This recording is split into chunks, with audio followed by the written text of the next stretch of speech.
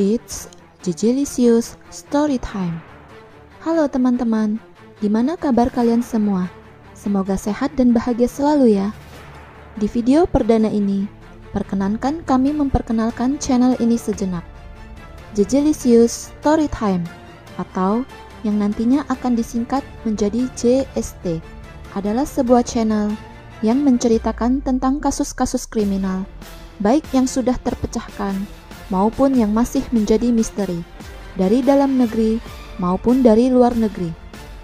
Pada kesempatan kali ini, JST akan menceritakan sebuah kasus yang berasal dari negeri kanguru Australia. Seperti apakah kasusnya? Yuk kita mulai. Sebuah kepercayaan yang dibalas dengan pengkhianatan, yang penuh dengan obsesi, keserakahan, intrik, dan iri hati. Ibarat pepatah yang mengatakan, air susu dibalas dengan air tuba. Inilah kisah tragis yang terjadi pada keluarga Lin.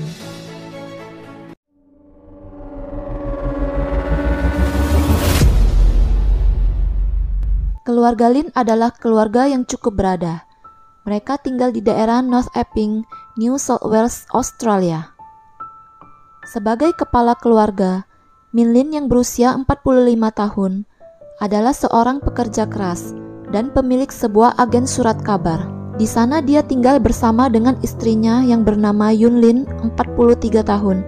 3 orang anak mereka, yakni Jun Brenda Lin, 15 tahun, Henry, 12 tahun, dan si bungsu Terry, 9 tahun, serta adiknya Yun Lin yang bernama Irene Lin, 39 tahun. Mereka adalah keluarga yang kompak dan dekat satu dengan yang lainnya. Mereka tinggal dan bekerja bersama-sama. Irene Lin bekerja paruh waktu membantu Min Lin menjalankan usahanya. Bahkan, konon perusahaan agen surat kabarnya juga mempekerjakan adiknya Min Lin yang bernama Kathy Lin. Sepertinya semua berjalan dengan baik-baik saja untuk keluarga Lin, sampai terjadi sesuatu yang tidak pernah terbayangkan sebelumnya. Pada bulan Juli tahun 2009, Brenda yang pada saat itu duduk di bangku sekolah kelas 10 di salah satu sekolah SMA terkemuka di Sydney, mendaftarkan dirinya untuk mengikuti wisata atau tamasya sekolah untuk belajar bahasa Prancis di New Caledonia, Prancis, yang dijadwalkan berlangsung selama semingguan. Pagi itu, ayahnya pun mengantarkannya ke bandara. Di sana, banyak teman-temannya yang sedang bersedih karena akan berpisah dengan orang tuanya. Mereka sibuk berpelukan dan mengucapkan kata-kata perpisahan dan lain sebagainya. Tetapi berbeda dengan Brenda, dia berpikir bahwa itu adalah sesuatu yang memalukan. Dia memilih diam saja, duduk di samping ayahnya tanpa mengucapkan apa-apa.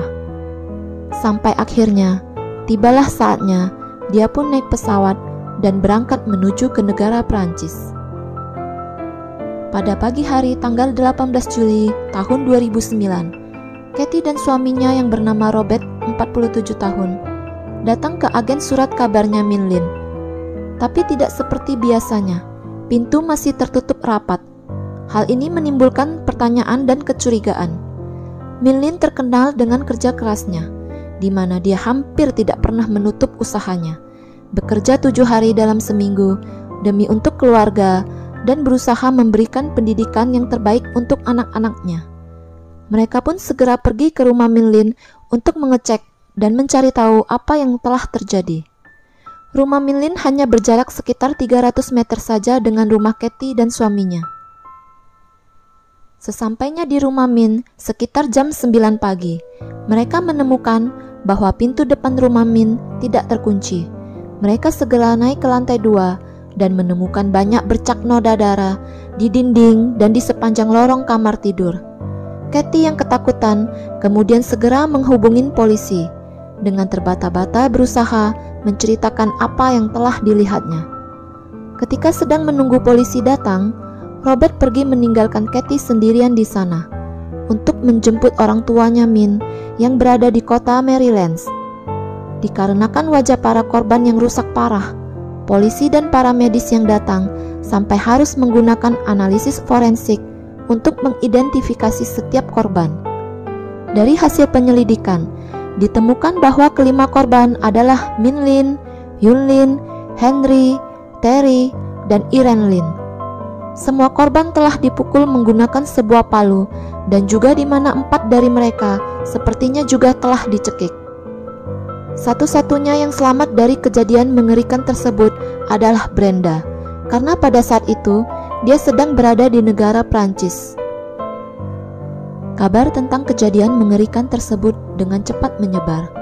Salah satu teman Brenda yang mengetahui berita tersebut dari Facebook mengirimkan link artikel terkait berita tersebut kepada Brenda, yang berisi gambar rumah Brenda beserta isi berita tentang kejadian yang telah menimpa keluarganya. Kepala sekolahnya yang telah diberitahukan soal hal tersebut segera menjadwalkan Brenda agar bisa pulang secepat mungkin. Selama penyelidikan berlangsung, Kathy dan Robert pun meneruskan usaha agen surat kabarnya Min Lin. Brenda yang saat itu telah kehilangan seluruh anggota keluarganya ditempatkan di bawah pengasuhan mereka juga.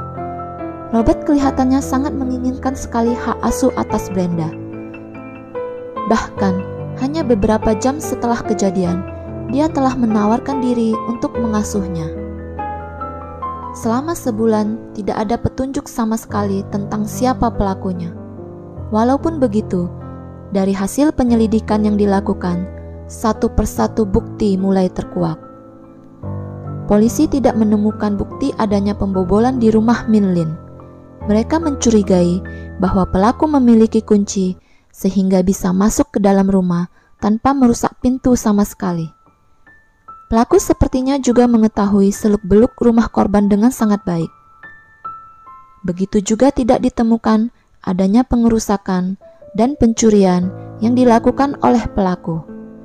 Itu berarti pelaku hanya memiliki satu niat, yaitu menghabisi seluruh anggota keluarga yang ada di dalam rumah. Terdapat 24 jejak sepatu pelaku yang mengidentifikasikan bahwa pelaku hanya berjumlah 1 orang saja. Dari hasil penyelidikan lebih lanjut, penyidik berhasil mengetahui bahwa saat itu pelaku menggunakan sepatu kets merek Asics yang berukuran sekitar 8,5 hingga 10,5 inch. Tapi terdapat satu kejanggalan yang membuat para penyidik semakin bertambah curiga, yaitu jejak sepatu pelaku sama sekali tidak ditemukan di dalam kamar Brenda. Pertanyaannya, kenapa bisa begitu?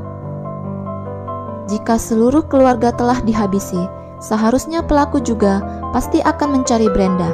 Tapi faktanya, pelaku tidak pernah masuk ke dalam kamar Brenda. Ini menandakan bahwa pelaku telah tahu bahwa saat itu Brenda tidak ada di rumah. Dari fakta yang didapatkan, penyidik pun mempersempit pencaharian terhadap tersangka.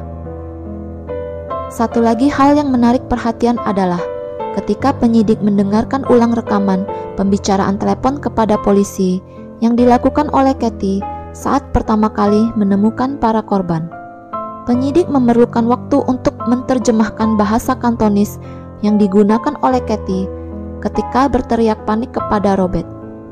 Kathy yang pada saat itu berteriak memohon kepada suaminya agar tidak meninggalkannya sendirian di dalam rumah Min Lin. Tapi anehnya, suaminya tidak peduli dan tetap keluar rumah tanpa merasa khawatir jikalau pelakunya masih berada di dalam rumah di mana istrinya masih ada di dalam saat itu. Hal ini menimbulkan pertanyaan, bagaimana jika Robert telah tahu bahwa tidak akan terjadi sesuatu yang buruk kepada istrinya karena satu-satunya pelaku yang ada di dalam sana, ya dia sendiri.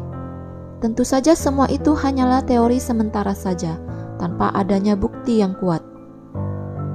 Polisi kemudian melihat kamera pengintai yang terpasang secara rahasia di rumah Robert dan menemukan bahwa Robert kedapatan sedang menggunting kotak sepatu Asics-nya yang kemudian potongan kotak tersebut dimasukkannya ke dalam lubang toilet dan disiramnya.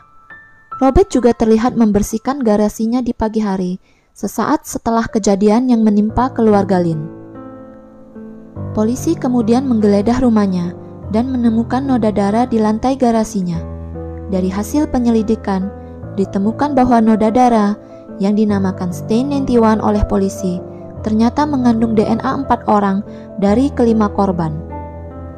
Setelah penyelidikan hampir 2 tahun lamanya, akhirnya pada tanggal 5 Mei 2011 pukul 9 pagi, Robert pun ditangkap di rumahnya di North Epping. Tapi, motif apakah yang menyebabkan Robert tega melakukan perbuatan yang begitu keji terhadap seluruh keluarga Lynn? Dari hasil penyelidikan, diketahui bahwa sebelum migrasi ke Melbourne, Australia, Robert adalah seorang dokter spesialis ENT, Ear, Nose, and Throat di negara Cina. Dia kemudian membuka restoran di Melbourne, tapi tidak berhasil dan bangkrut. Dia kemudian pindah ke Sydney dan menempati rumah yang terletak tidak jauh dari rumah keluarga Lynn. Melihat kesuksesan Min Lin tentu saja menimbulkan kecemburuan dan keiri hatian. Tapi, selain hal tersebut, motif dan alasan yang paling utama ternyata adalah dikarenakan oleh ketertarikannya terhadap keponakannya, Brenda. Dia menghabisi seluruh keluarga Brenda, tidak bersisa sama sekali, agar nantinya Brenda terpaksa hidup dan tinggal bersamanya di rumahnya. Brenda mengatakan kepada penyidik bahwa pamannya Robert telah melakukan pelecehan kepadanya sebelum terjadinya peristiwa mengerikan terhadap keluarganya tersebut. Dan itu terulang kembali, bahkan lebih parah lagi, setelah dia tinggal dan diasuh oleh pamannya yang bejat tersebut. Setelah 2 kali persidangan yang gagal dilakukan, persidangan yang ketiga pun akhirnya dimulai pada bulan Februari tahun 2015. Persidangan yang dilakukan selama 9 bulan lebih tidak dapat mencapai keputusan yang bulat dari para juri. Robert pun dibebaskan dengan jaminan pada tanggal 8 Desember 2015. Persidangan yang keempat dimulai pada bulan Juli 2016, dan seperti pada persidangan sebelumnya, kali ini juri juga tidak dapat mencapai keputusan bulat.